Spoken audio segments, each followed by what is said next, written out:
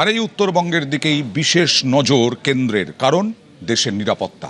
আজ কিছুক্ষণ আগেই কেন্দ্রীয় স্বরাষ্ট্রমন্ত্রী অমিত শাহ শিলিগুড়ির বাগডোগরা বিমানবন্দরে নামলেন এবং 3 দিনের সফর অমিত শাহ।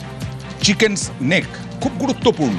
এই চিকেন স্নেক নিয়েই যতটা চিন্তা ছিল পালা বদলের পর বিএসএফেরকে জমি দেওয়া থেকে আরম্ভ করে অনুপ্রবেশকারীদের তাড়ানো, এবং এখন চিকেন স্নেকের ওপরেই বাড়তি নজর। সরাসরি চলে যাব প্রতিনিধি সোমরাজের সঙ্গে কথা বলবো। সোমরাজ, 3 দিনের কেন্দ্রীয় স্বরাষ্ট্রমন্ত্রীর উত্তরবঙ্গ সফর এই চিকেন স্নেকের সুরক্ষায় কতটা গুরুত্বপূর্ণ? একদমই দেখো, কেন্দ্রীয় স্বরাষ্ট্রমন্ত্রী অমিত শাহের এই উত্তরবঙ্গ সফর নিঃসন্দেহে জাতীয় সুরক্ষার দিক থেকে যথেষ্টই গুরুত্বপূর্ণ। তার কারণ কেন্দ্রীয় স্বরাষ্ট্রমন্ত্রী অমিত শাহ আগামীকাল যে বৈঠকগুলি করবেন, বিশেষ করে বিএসএফের সঙ্গে, এসএসবির সঙ্গে এবং রাজ্য পুলিশের শীর্ষস্থানীয় আধিকারিকদের সঙ্গে, সেই বৈঠকে অন্যতম আলোচনার বিষয়বস্তু হতে চলেছে এই চিকেন স্নেক। তার কারণ তুমি জানো, ইতিমধ্যেই বিভিন্ন এজেন্সি, বিশেষ করে আইটিবিপি থেকে শুরু করে বিএসএফ, তারা এই চিকেন স্নেক এলাকায় জমি চেয়েছিল পরিকাঠামো নির্মাণের জন্য। ইতিমধ্যেই সেই জমি দেওয়া হয়েছে তাদেরকে বলে সূত্র মারফত জানা যাচ্ছে। এই জমিতে পরিকাঠামো নির্মাণের পাশাপাশি আগামী দিনে চিকেন স্নেক নিয়ে কেন্দ্রীয় স্বরাষ্ট্র মন্ত্রকের কী পরিকল্পনা রয়েছে তা নিয়ে আগামীকাল বিশেষ বৈঠক হতে চলেছে বলেই সূত্র মারফত জানা যাচ্ছে। ইতিমধ্যেই কেন্দ্রীয় স্বরাষ্ট্রমন্ত্রী অমিত শাহ তিনি এসে পৌঁছেছেন শিলিগুড়িতে। একদিকে যখন চিকেন স্নেক অন্যতম আলোচনার বিষয়বস্তু হতে চলেছে কেন্দ্রীয় স্বরাষ্ট্রমন্ত্রী অমিত শাহের এবারের সফরে, তেমনি আরো গুরুত্বপূর্ণ যেটা হচ্ছে ভারতীয় ন্যায় সংহিতা আইন। তুমি জানো, বাংলায় পালা বদলের পর রাজ্য পুলিশের তরফে ভারতীয় ন্যায় সংহিতা আইন কার্যকর করা হয়েছে। এই ভারতীয় ন্যায় সংহিতা আইন নিয়েই বিশেষ প্রদর্শনীশালার আয়োজন করেছে রাজ্য পুলিশের তরফে। তারও আগামীকাল আনুষ্ঠানিক সূচনা করবেন কেন্দ্রীয় স্বরাষ্ট্রমন্ত্রী অমিত শাহ, থাকবেন মুখ্যমন্ত্রী শুভেন্দু অধিকারীও। মূলত এই ভারতীয় ন্যায় সংহিতা আইন কি সাধারণ মানুষকে জানানো, বিশেষ করে উত্তরবঙ্গের মানুষকে জানানো, তার জন্যই এই বিশেষ প্রদর্শনীশালার উদ্বোধন করবেন কেন্দ্রীয় স্বরাষ্ট্রমন্ত্রী। পাশাপাশি যেটা আরো জানা যাচ্ছে, পাহাড়ের নেতাদের সঙ্গেও কেন্দ্রীয় স্বরাষ্ট্রমন্ত্রী শনিবার সম্ভবত বৈঠক করতে চলেছেন, তেমনটাও প্রস্তুতি নেওয়া হচ্ছে। ফলত সব মিলিয়ে এবারের কেন্দ্রীয় স্বরাষ্ট্রমন্ত্রীর উত্তরবঙ্গের সফর যথেষ্টই গুরুত্বপূর্ণ হতে চলেছে। খুবই গুরুত্বপূর্ণ, বিশেষ করে চিকেন স্নেকের নজর, চিকেন স্নেকের নিশ্ছিদ্র নিরাপত্তা। দেখুন,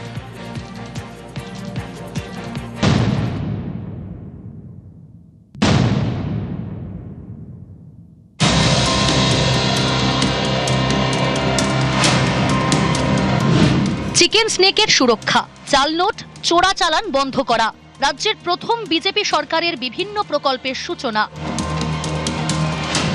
কেন্দ্রীয় স্বরাষ্ট্রমন্ত্রী অমিত শাহের 3 দিনের উত্তরবঙ্গ সফরে এই বিষয়গুলি ফোকাসে। নজরে সীমান্ত সুরক্ষা। উত্তরবঙ্গের 3 দিনের সফরেই আসছেন কেন্দ্রীয় স্বরাষ্ট্রমন্ত্রী অমিত শাহ। চিকেন স্নেক নিয়ে আলোচনা হওয়ার পাশাপাশি সীমান্তবর্তী জেলাগুলি নিয়েও বিশেষ বৈঠক করার কথা কেন্দ্রীয় স্বরাষ্ট্রমন্ত্রী অমিত শাহের।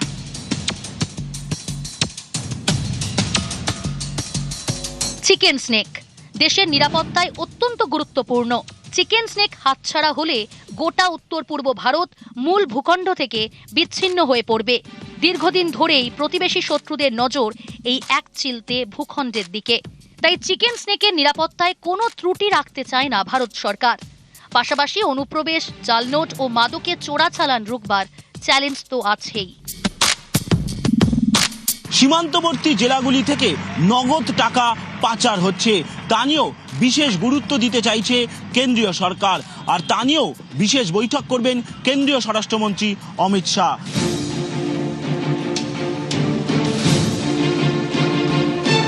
শুক্রবার শিলিগুড়িতে কেন্দ্রীয় স্বরাষ্ট্রমন্ত্রীর একের পর এক কর্মসূচি। এসএসবির ফ্রন্টিয়ার হেডকোয়ার্টারে বিভিন্ন প্রকল্পের শিলান্যাস করবেন তিনি। দুপুরে সেনা জওয়ানদের সঙ্গে বরাখানায় যোগ দেবেন। এরপর সীমান্ত সুরক্ষা নিয়ে দফায় দফায় বৈঠক। বিকেলে কাওয়াখালীর মাঠে কেন্দ্রীয় স্বরাষ্ট্রমন্ত্রীর সভা। সেই মঞ্চে ভারতীয় ন্যায় সংহিতা সংক্রান্ত প্রদর্শনীর উদ্বোধন করবেন অমিত শাহ। রাজ্যের বিভিন্ন প্রকল্পের শিলান্যাসও করার কথা তার। এই কর্মসূচিতে থাকার কথা মুখ্যমন্ত্রীরও। বাংলায় পালাবদলের পর রাজ্যে কার্যকরী হয়েছে ভারতীয় ন্যায় সংহিতা আইন। এবার এই ন্যায় সংহিতা আইনকে সামনে রেখে কি কি বিষয় তুলে ধরা হচ্ছে এই প্রদর্শনীতে? প্রথমত তুলে ধরা হয়েছে ব্রিটিশ আমলের আইন ব্যবস্থা এবং তারপর পুরনো ফৌজদারি আইনের কি কি সীমাবদ্ধ ছিল, আর তারপরে কেন ভারতীয় ন্যায় সংহিতা আইন কার্যকর করার প্রয়োজন হলো। এই তিনটি বিষয়কেই তুলে ধরা হয়েছে ন্যায় সংহিতার পরিচিতি নিয়ে। শুক্রবার বিকেল থেকে দুটি পর্যালোচনা বৈঠক করবেন কেন্দ্রীয় স্বরাষ্ট্রমন্ত্রী। বিভিন্ন জেলা শাসক ও পুলিশ সুপাররাও থাকবেন বৈঠকে। শনিবার সকালেও দুটি বৈঠক করার কথা তার। এরপর দিল্লি রওনা দেবেন অমিত শাহ। সূত্রের খবর, এবারের সফরে উত্তরবঙ্গের বিজেপি নেতাদের সঙ্গে বৈঠকও করতে পারেন অমিত শাহ। ক্যামেরা খোকন দাসের সঙ্গে সোমরাজ বন্দ্যোপাধ্যায়, নিউজ 18 বাংলা, শিলিগুড়ি। এবার সমতলের পরিস্থিতি দেখাবো আপনাদেরকে। বিভিন্ন জেলায় টানা বৃষ্টিতে প্লাবিত এলাকা। আজ বিশেষ করে সবংয়ে প্লাবিত এলাকা পরিদর্শন করলেন মুখ্যমন্ত্রী শুভেন্দু অধিকারী। হেলিকপ্টার থেকে পরিদর্শন করলেন, আকাশপথে পরিদর্শন করলেন। আকাশপথে হেলিকপ্টারে প্লাবন এলাকার পরিস্থিতি দেখেন শুভেন্দু অধিকারী। কারণ বিভিন্ন টানা বৃষ্টিতে বিভিন্ন নদীর জল ফুঁসছে, সেই নদীর জল ফুঁসছে, যার ফলে নদীর জলে প্লাবিত বিঘের পর বিঘে জমি, এলাকার পর এলাকা প্লাবিত।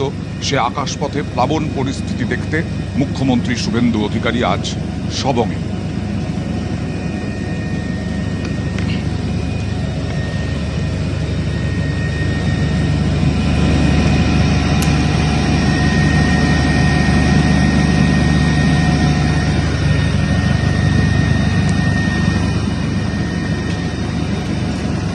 পশ্চিম মেদিনীপুর জেলার একাধিক এলাকা জলে ভাসছে। আজ প্লাবিত এলাকা পরিদর্শন করেন মুখ্যমন্ত্রী। টানা বৃষ্টিতে বেড়েছে বিভিন্ন নদীর জল, সবংয়ে ক্ষতিগ্রস্ত এলাকা। আজকে আরামবাগে বৈঠকও করলেন। এর আগেও বিভিন্ন সময়ে বর্ষায় টানা বৃষ্টিতে এই সমস্ত এলাকা নিয়ম করে জলে ভেসেছে, প্লাবন পরিস্থিতি তৈরি হয়েছে। আজ মুখ্যমন্ত্রী এই প্রথম 86 সালের পর এই প্রথম কোনো মুখ্যমন্ত্রী গেলেন সবংয়ে পরিস্থিতি খতিয়ে দেখতে এবং আকাশপথে পরিদর্শন করলেন।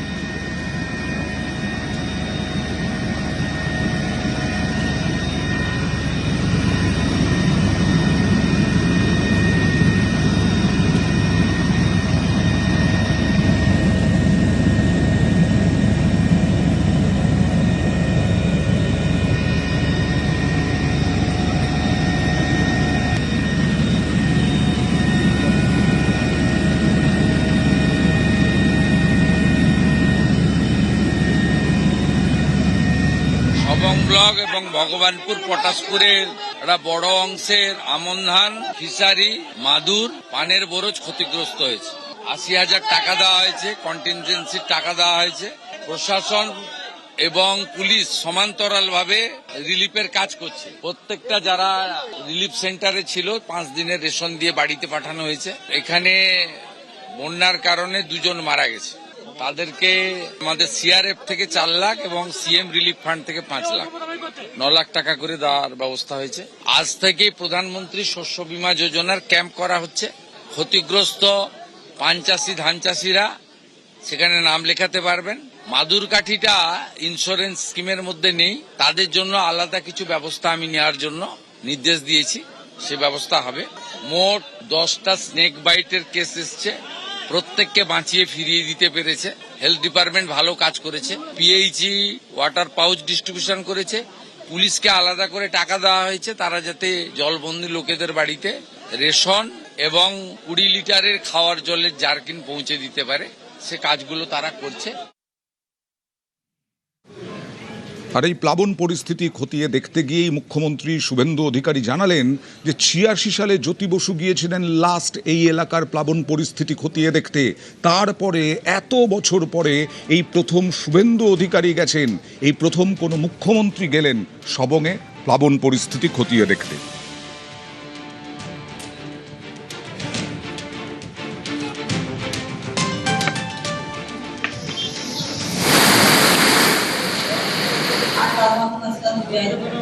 এখানে এরা বলছিল 1986 সালে জ্যোতিবাবু এসেছিলেন থার্ডে, তারপরে এই কোনো মুখ্যমন্ত্রী এলেন। আর কি করা যাবে, আগের মুখ্যমন্ত্রীরা গ্রামের মানুষকে মানুষ বলে মনে করতেন না, আর আমার সঙ্গে তো গ্রামের মানুষের নাড়ির টান, অতএব গ্রাম আমার শুরু, গ্রামই আমার শেষ। পর্যালোচনা, আরামবাগে বৈঠক করলেন মুখ্যমন্ত্রী। বৈঠকে আরামবাগ মাস্টার প্ল্যান নিয়ে আলোচনা। আরামবাগ মাস্টার প্ল্যানে 1200 কোটির বরাদ্দ। আরামবাগের একাধিক এলাকা প্লাবিত, ক্ষয়ক্ষতি নিয়ে পর্যালোচনা বৈঠক করেন মুখ্যমন্ত্রী। হেলিকপ্টারেও যাওয়ার পথে প্লাবন এলাকা পরিদর্শন করেন।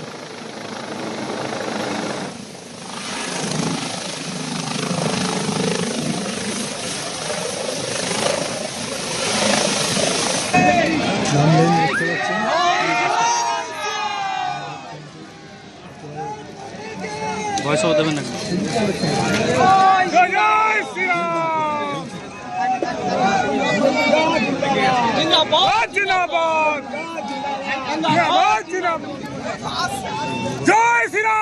বৈঠকে আরামবাগ মাস্টার প্ল্যান নিয়ে আলোচনা হলো। 1200 কোটি টাকা বরাদ্দ। ঘাটার মাস্টার প্ল্যান নিয়ে পালাবদলের আগে তৃণমূল সরকার বহু প্রতিশ্রুতি দিয়েছিল, কিন্তু ঘাটাল মাস্টার প্ল্যান বাস্তবায়িত হয়নি। আরামবাগও প্রতি বছর ভাসে। আরামবাগের মানুষ প্লাবন দেখে দেখে অভ্যস্ত। সেই আরামবাগের প্লাবন পরিস্থিতি যাতে না হয় তার জন্য ঘোষণা করে দিলেন আরামবাগ মাস্টার প্ল্যানের 1200 কোটি টাকা বরাদ্দ হবে।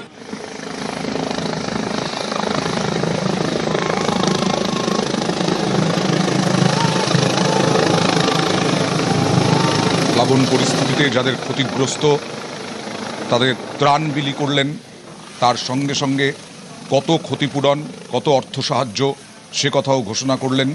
যাদের বাড়ি ঘর ভেসে গেছে তাদেরও আর্থিক সাহায্য। দুজন মৃতের পরিবারকেও অর্থ সাহায্য ঘোষণা মুখ্যমন্ত্রী শুভেন্দু অধিকারীর।